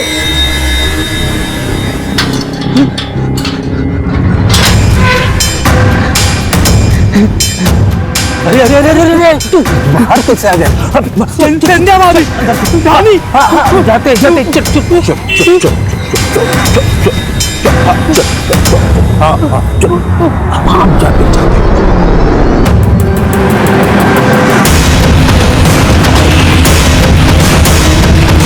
ये सर शर्मा जी का घर।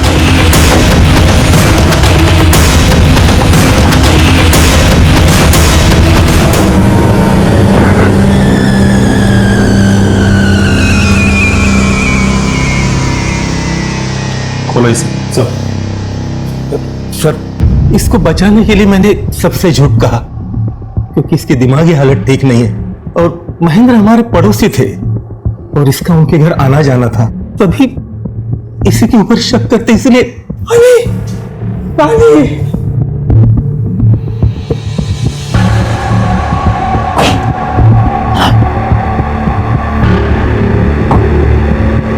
नाम क्या है तुम्हारा? भूषण। भूषण? पड़ोस में जो संध्या भाभी? अच्छी, बहुत अच्छी, गुड बॉय बोलती थी। दादी भी अच्छी।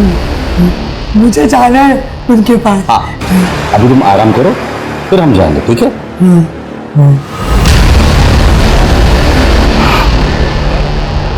अब इसे बांध कर मत रखिए, हमारा शक नहीं है इस पर। लेकिन सर, आशीष,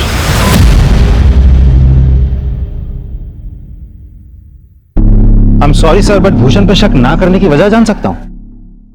मेरा तजुर्बा। क्यों? मेरे तजुर्बे पे शक है तुम्हें? Not at all sir.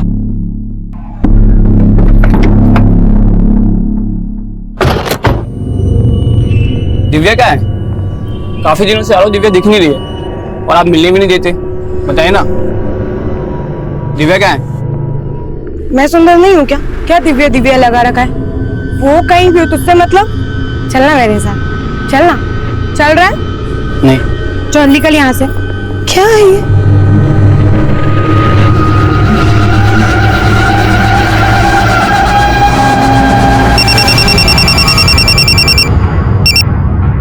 Hello Divya, क्या हुआ तुम्हारे साथ? तुम इस आदमी का स्केच बनवा सकती हो? जी सर। इसकी कॉपीज हर खबरी के पास पहुंच जानी चाहिए और उनसे कह दो कि मुझे आज के आज रिजल्ट चाहिए। सर,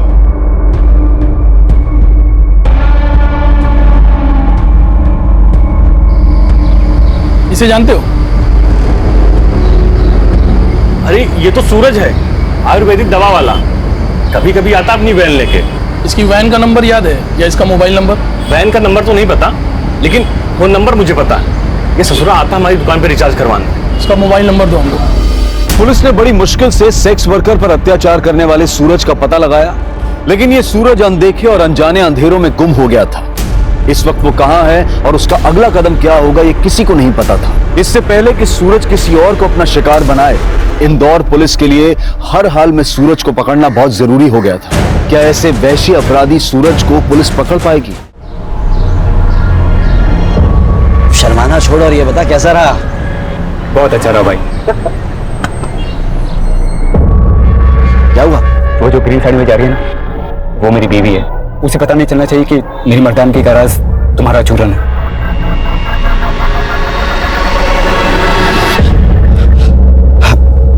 भाई तो ऐसा कर, तूने 2 महीने की दवाई इकट्ठी लेके चला जा। लेकिन मेरे पास इतने पैसे नहीं है। अरे पैसे का क्या है, जितने उतने दे दे, बाकी बाद में देखा जाए, ठीक है? खुश रहे।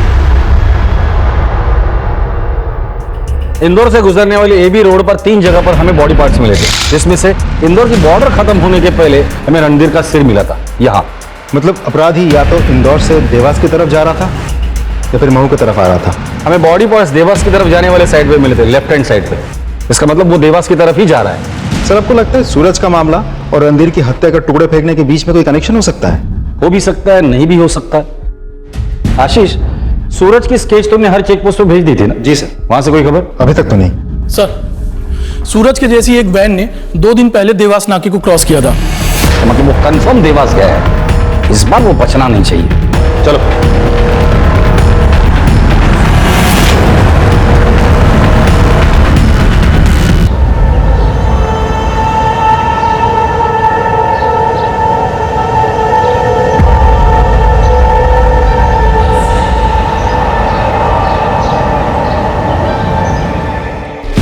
गाड़ी के लोकेशन के बारे में कुछ पता चला? सर, उस गाड़ी की लोकेशन तो नहीं मिली, लेकिन उसका फोन अभी देवास में ही एक्टिवेट है। मुझे देवास के लोकल पुलिस की मदद लगेगी। सर, हम वहाँ के एसपी को कांटेक्ट करने की कोशिश कर रहे हैं। तब तक हम उस फोन की लाइव लोकेशन आपको सेंड करते हैं। Thank you.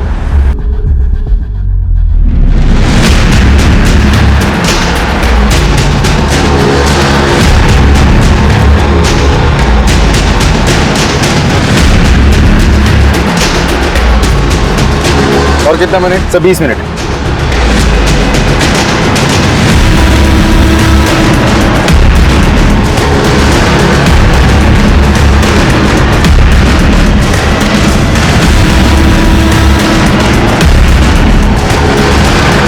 सर, लगता है फोन स्विच ऑफ हो गया है। लोकेशन ट्रैक नहीं हो पा रहा है। लास्ट लोकेशन क्या था? बस स्टॉप के पास। बस स्टॉप के पास। देवास पुलिस पहुंच गई? जी सर। देवास पुलिस को इन्फॉर्म करो, देवास से बाहर जाने वाली सभी चेक पोस्ट पे नाकाबंदी लगा दो। सर।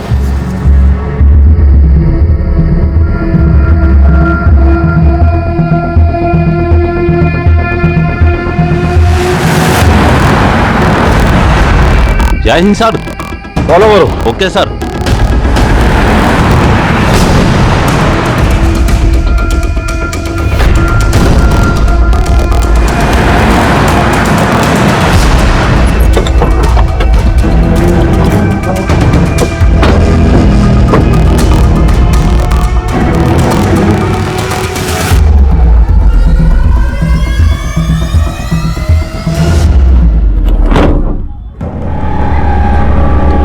उठ उठ।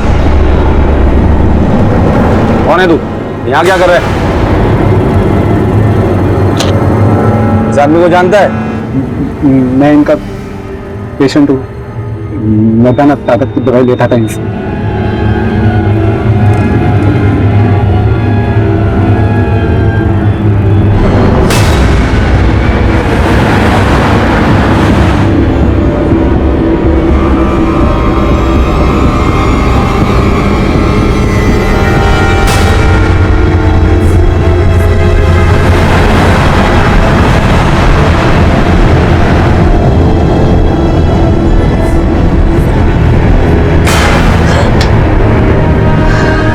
क्या बात है, आज तो आते ही मूड बन रहा।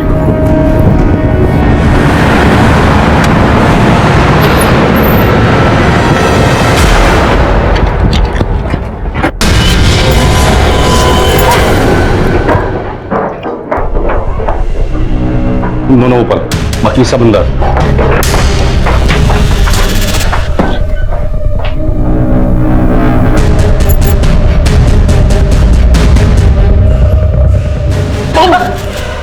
इसे संभालो।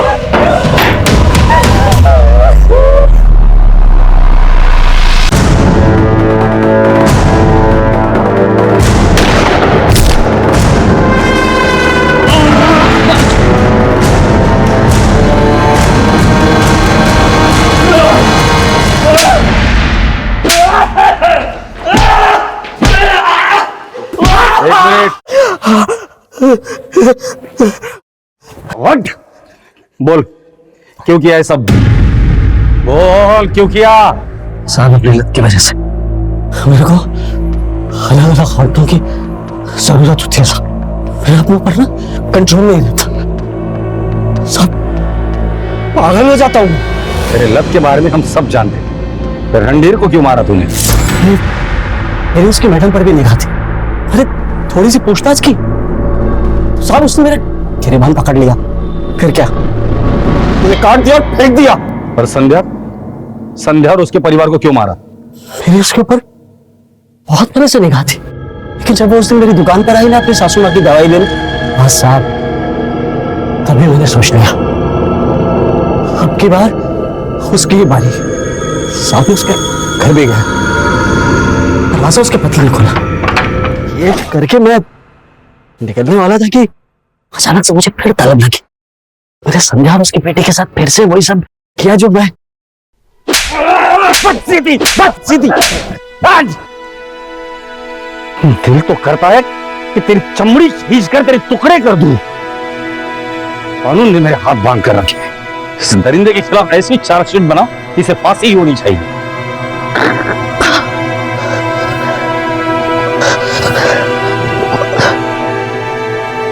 सूरज के भोले चेहरे के पीछे इतना भयानक और इतना वहशी चेहरा छिपा होगा, इसकी किसी को भनक तक नहीं थी। लेकिन अपनी सूझबूझ और चतुराई से इंदौर पुलिस ने सूरज को न सिर्फ एक और रेप और मर्डर करने से रोका, बल्कि भोली चंदा की जान और आबरू दोनों बचाई। पुख्ता सबूतों के साथ पुलिस ने सूरज को अदालत में पेश किया और उसे कानून से कड़ी सजा दिलवाई। अगर सूरज पुलिस के हाथ ना लगता तो वो न जाने और कितने मासूमों पर अत्याचार करता, उनकी जान लेता। याद रखें, भरोसा करना अच्छी बात है, लेकिन आंख बंद करके भरोसा करना आपको और आपके परिवार को खतरे में डाल सकता है। अब मैं अनूप सोनी आपसे विदा लेता हूं।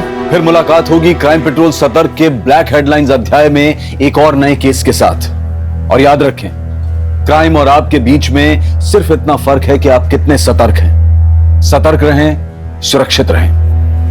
जय। इस तरह के और भी एपिसोड देखने के लिए हमारे चैनल को सब्सक्राइब करें और बेल आइकन दबाना ना भूलें।